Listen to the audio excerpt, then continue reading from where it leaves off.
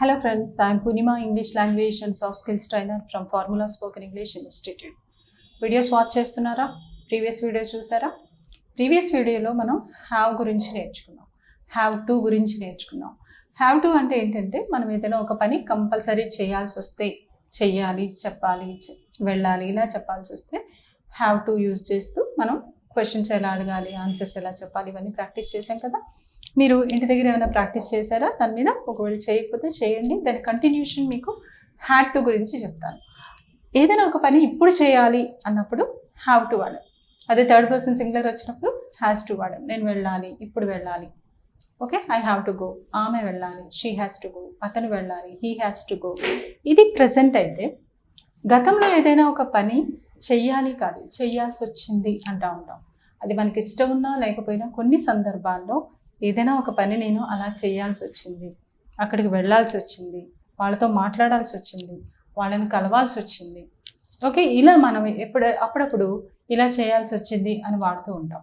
అలా వాడే సందర్భాల్లో మనం హ్యాడ్ టు వాడతాం. ఎందుకంటే అది పాస్ట్లో జరిగింది కాబట్టి, పాస్ట్లో మనం అలా చేయాల్సి వచ్చింది కాబట్టి, చేయవలసి వచ్చింది అని చెప్పే సిచ్యువేషన్స్లో మనం హ్యాడ్ టు వాడుతూ ఉంటాం.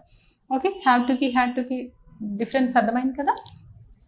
చూడండి, హ్యాడ్ టు అంటే ఏంటంటే నేను అలా చేయవలసి వచ్చింది, ఆ పని చేయవలసి వచ్చింది. ఇలా గతంలో మనకి ఇష్టం ఉన్నా లేకపోయినా చేసాము, ఒక పని చేసేసాము అన్నప్పుడు ఇలా యూజ్ చేస్తూ చెప్తూ ఉంటాం. ఒకవేళ స్టేట్మెంట్స్ దగ్గరికి వచ్చినప్పుడు ఎలా చెప్పాల్సి ఉంటుందంటే, స్టేట్మెంట్ ఎప్పుడు కూడా పాజిటివ్ చూసుకుంటే సబ్జెక్ట్ తర్వాత హ్యాడ్ టు వస్తుంది, తర్వాత వర్బ్ ఫస్ట్ ఫామే యూజ్ చేస్తాం, తర్వాత స్టేట్మెంట్ని కంప్లీట్ చేస్తాం. చూడండి, I had to do that work unexpectedly. ఆ పని నేను అనుకోకుండా చేయవలసి వచ్చింది, నేను అనుకోలేదు కానీ చేయాల్సి వచ్చింది, చేసేసా. So I had to do that work. ఇక్కడ హ్యాడ్ టు వాడాం, డూ దట్ వర్క్, డూ అనేది ఇక్కడ V1 వాడాం కదా. I had to do that work unexpectedly, అనుకోకుండా నేను ఆ పని చేయాల్సి వచ్చింది. She had to do that job earlier. ఆమె ఆ జాబ్ చేయాల్సి వచ్చింది, గత్యంతరం లేకపోతే తప్పకో ఆ జాబ్ చేయాల్సి వచ్చింది. ఇప్పుడు కాదు, ఒకప్పుడు చేయాల్సి వచ్చింది. ఇలా గతంలో చేయవలసి వచ్చింది అని చెప్పే సిచ్యువేషన్స్లో మనం హ్యాడ్ టు తీసుకుంటున్నాం. హ్యాడ్ టు తర్వాత ఫస్ట్ ఫామే యూజ్ చేసాం. I had to do that work, she had to do that job.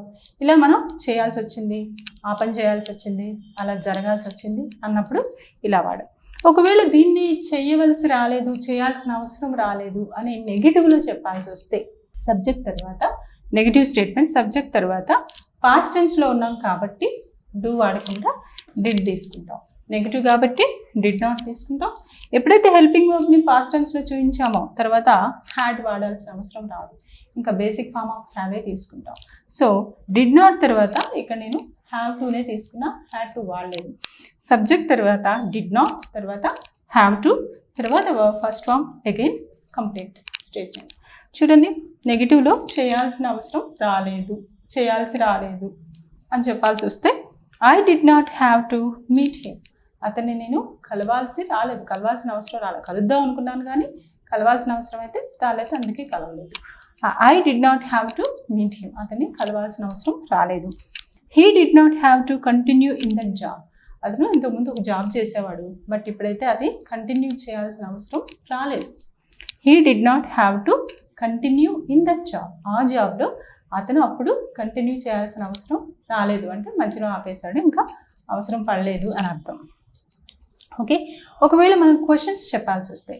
ఇక్కడేమో చేయాల్సి వచ్చింది అని చెప్పాం, ఇక్కడ చేయాల్సిన అవసరం రాలేదు అని చెప్పాం. ఒకవేళ ఆ పని చేయాల్సి వచ్చిందా అని అడగాల్సి వస్తే, గతంలో ఆ పని తప్పక చేయాల్సి వచ్చిందా అని అడగాల్సి వస్తే క్వశ్చన్స్ ఎలా అడగాలి అంటే, మనం పాజిటివ్ అయితే చేయాల్సి వచ్చిందా అంటే డిడ్తో క్వశ్చన్ చేస్తాం, చేయాల్సిన అవసరం రాలేదా అంటే డిడ్ నాట్తో క్వశ్చన్ చేస్తాం. క్వశ్చన్ ఎప్పుడు కూడా వర్బ్తో స్టార్ట్ అవుతుంది, హెల్పింగ్ వర్బ్తో, కాబట్టి ఇక్కడ డిడ్ ఆర్ డిడ్ నాట్ ముందు వస్తాయి, తర్వాత ప్లేస్లో సబ్జెక్ట్ వస్తుంది, తర్వాత have to again and V1 complete, క్వశ్చన్ని కంప్లీట్ చేస్తాం. చూడండి, did you have to go to Delhi. నువ్వు ఢిల్లీ వెళ్ళాల్సి వచ్చిందా. Okay, did he have to give you money. అతను నీకు డబ్బులు ఇవ్వాల్సి వచ్చిందా. Did they have to take vaccine. వాళ్ళు వ్యాక్సిన్ తీసుకోవాల్సి వచ్చిందా. తప్పకే కదా ఇప్పుడు అందరూ వ్యాక్సిన్ తీసుకుంటున్నారు. ఏం చేద్దాం, కేసులు పెరుగుతున్నాయి కాబట్టి వ్యాక్సిన్ తీసుకోవాల్సి వచ్చిందండి అంటాం. అక్కడ మనం క్వశ్చన్ చేయాల్సి వస్తే did they have to take the vaccine, did we have to take the vaccine, మనం వ్యాక్సిన్ తీసుకోవాల్సి వచ్చిందా, వాళ్ళు వ్యాక్సిన్ తీసుకోవాల్సి వచ్చిందా. ఇలా మనం ఏదైనా ఒక పని మనకి ఇష్టం ఉన్నా లేకపోయినా గతంలో చేయవలసి వచ్చింది అని చెప్పేటప్పుడు స్టేట్మెంట్స్, చేయవలసి రాలేదు అన్నప్పుడు నెగిటివ్ స్టేట్మెంట్. ఒకవేళ ఎదుటి వాళ్ళని చేయవలసి వచ్చిందా అని అడగాల్సి వస్తే క్వశ్చన్ తీసుకుంటాం. క్వశ్చన్స్ చూడండి, did you have to go to Delhi, Delhi వెళ్ళాల్సి వచ్చిందా, did he have to give you money, అతనికి మనీ ఇవ్వాల్సి వచ్చిందా, did they have to take the vaccine, వాళ్ళు వ్యాక్సిన్ తీసుకోవాల్సి వచ్చిందా. ఇలా మనం గతంలో ఏదైనా పని చేయాల్సి వచ్చిందా అని అడగాల్సి వచ్చినప్పుడు, అలాగే చేయాల్సి వచ్చింది అని వచ్చినప్పుడు మనం హ్యాడ్ టు యూస్ చేస్తూ మాట్లాడతాం. So have to and had to మీద మీకు క్లారిటీ వచ్చింది కదా. దీన్ని బేస్ చేసుకుని మనం సిచ్యువేషన్ వచ్చినప్పుడు ఖచ్చితంగా హ్యాడ్ టు ఎక్కడ వాడాలో యూస్ చేస్తూ ఉంటే డెఫినెట్గా ఇది మనకి ఈజీగా క్లారిటీ వస్తుందండి. అండ్ మనకి వెరీ రెగ్యులర్గా ఇది యూజ్ అయ్యేటువంటి వర్బ్. ఖచ్చితంగా దీని మీద ప్రాక్టీస్ చేస్తారు కదా. నెక్స్ట్ వీడియోలో మరొక టాపిక్తో కలుద్దాం.